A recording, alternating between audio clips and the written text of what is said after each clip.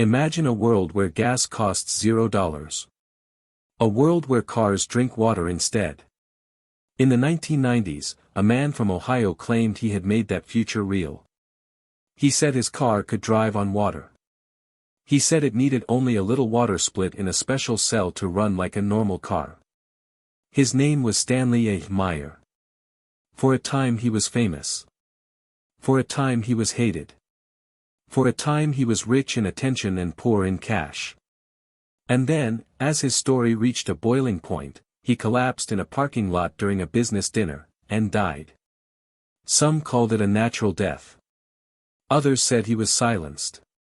This is a story of invention, hope, a courtroom battle, and a sudden ending that still divides people today. This is the story of the man who created a car that ran on water. Stanley Allen Meyer was born on August 24, 1940. He grew up in Ohio and later trained as an engineer. He loved machines and he loved solving problems. In the 1980s and 1990s, when gas prices made headlines and people wanted alternatives, Meyer caught the public's eye. He said he had invented a device he called the water fuel cell. According to Meyer, his cell could split ordinary water into a gas mixture of hydrogen and oxygen, without using as much energy as normal electrolysis would need. He claimed the gas could then be used to power a car engine. He even converted a dune buggy that he claimed ran on water. That dune buggy made headlines and drew crowds. Meyer applied for patents in the late 1980s, and he was granted one in 1990 for a method for the production of a fuel gas, describing a special resonant electrical process to release a gas mixture from water. The patent language is technical and uses terms like resonant charging choke circuit and pulsating unipolar electric voltage to describe how water might be made to release hydrogen and oxygen under special conditions. The patent exists, but a patent is not proof a device works as claimed, it only describes the inventor's proposed method. Meyer's demonstrations were dramatic. In public appearances and local TV interviews, he would show a car with his hardware attached. He'd run the engine and say the car was fueled by water. Clips from the 1990s show engines running, gauges moving, and Meyer smiling as crowds watched and reporters asked questions. Soon, he had investors, private people and foreign delegations, interested in his idea. There were promises of licensing deals and factories. Meyer's pitch spoke to a powerful dream: what if water, abundant and cheap, could become a safe fuel? That dream is easy to sell. But the scientific community and many engineers were skeptical. Splitting water into hydrogen and oxygen requires energy. In normal physics, you cannot get more energy out of a system than you put into it. That basic idea is part of the laws of thermodynamics. Any claim of a device that creates net energy from water alone triggers careful, skeptical questions. Scientists asked Meyer to show the full setup, to allow independent testing, and to provide clear measurements of input and output energy. Those tests, for the most part, were never performed under independent, fully controlled conditions that proved his device produced excess energy. Let's look closer at the patent Meyer filed and received in 1990. The patent describes a process that treats water as a dielectric within a resonant electrical circuit. It mentions pulsing the water with an electrical field at a resonance frequency that, the text claims, destabilizes molecular bonds so hydrogen and oxygen separate and can be collected as a gaseous fuel. The language is complex and technical, it reads like an inventor's theory more than an engineering manual. Patents like this can be real ideas that need refinement or can be descriptions of concepts that do not work in practice.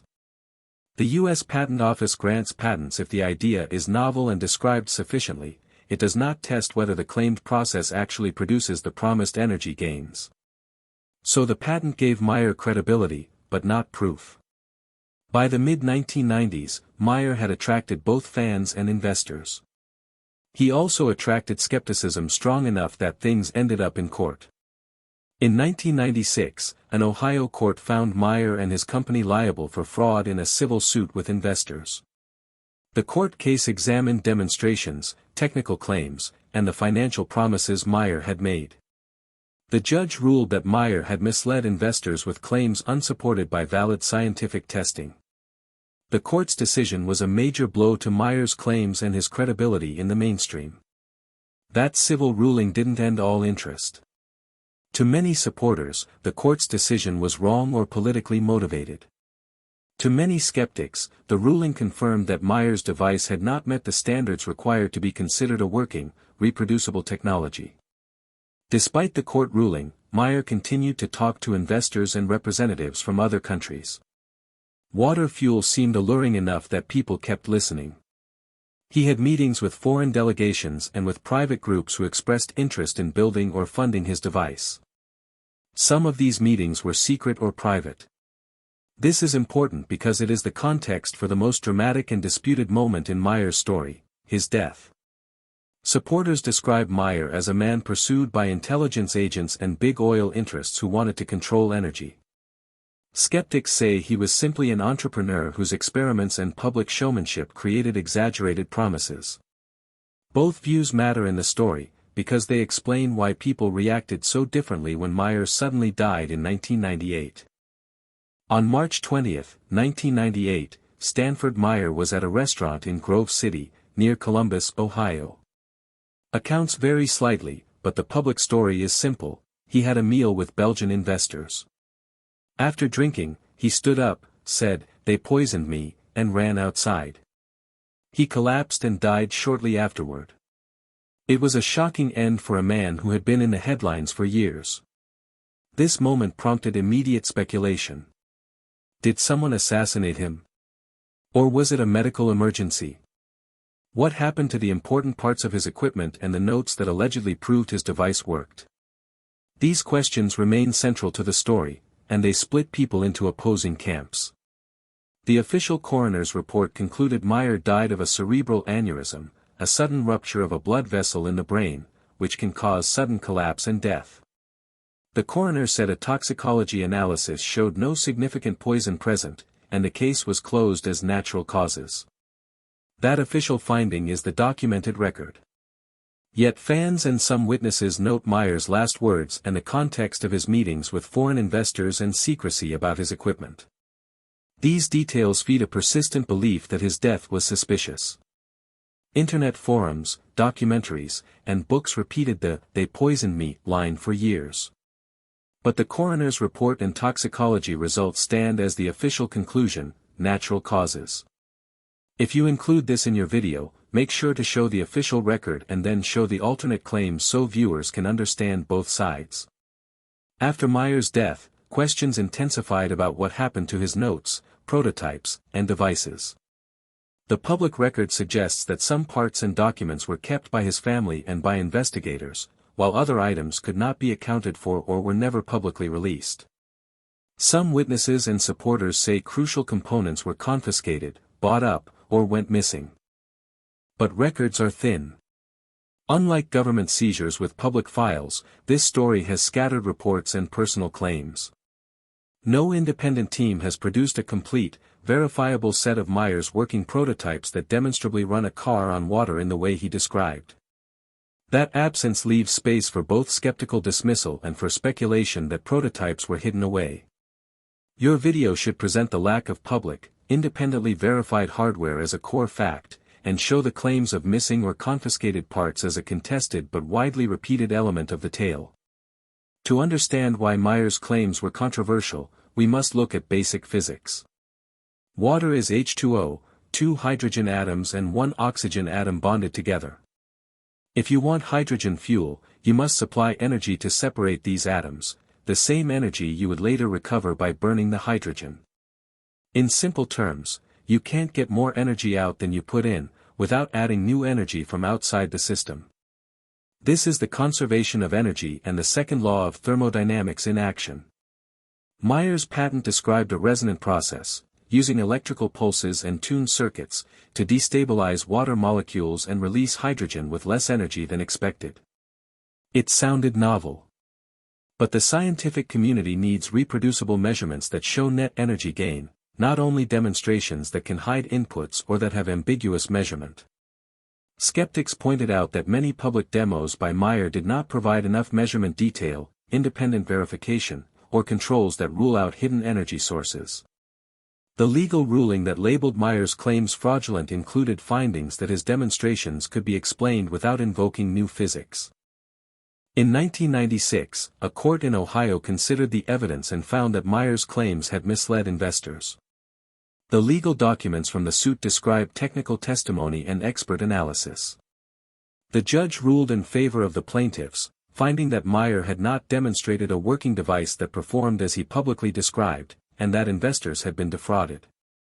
Courts weigh evidence differently than scientists, but the judgment carried weight in the public debate.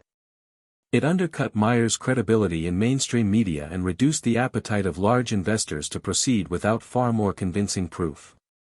Yet the legal finding did not stop the internet and fringe communities from preserving Meyer's story.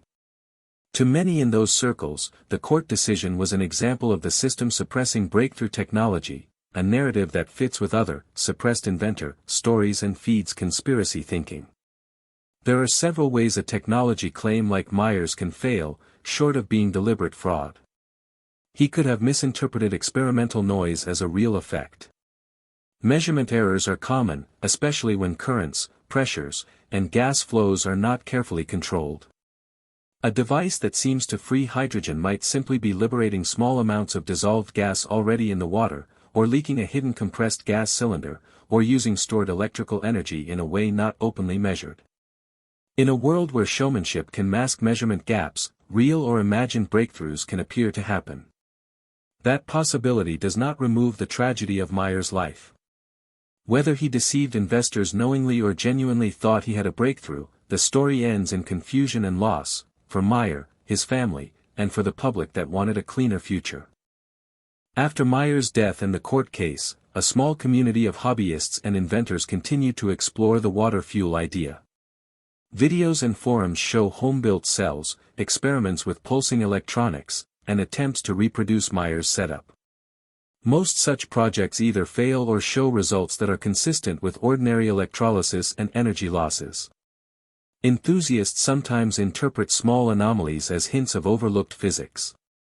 Scientists ask for rigorous controls. The divide between amateurs and academics continues. There are also modern legitimate technologies that convert water into useful fuel components. For example, electrolysis to produce hydrogen is a real and growing industry powering fuel cell vehicles and industrial systems. But those systems require energy input from electricity, usually renewable or fossil, and they do not violate the basic energy budget. Meyer's claim was more than ordinary electrolysis. He claimed a method that yielded useful fuel with little net input energy. That's the claim that remains unverified. Why does the Meyer story stay alive? There are a few reasons. First, the story fits a simple, powerful narrative, one man versus powerful interests. Second, the idea of a cheap, abundant fuel is irresistible. Third, the absence of a clear, publicly verifiable refutation creates space for rumors and conspiracy. Finally, the internet amplifies fringe ideas.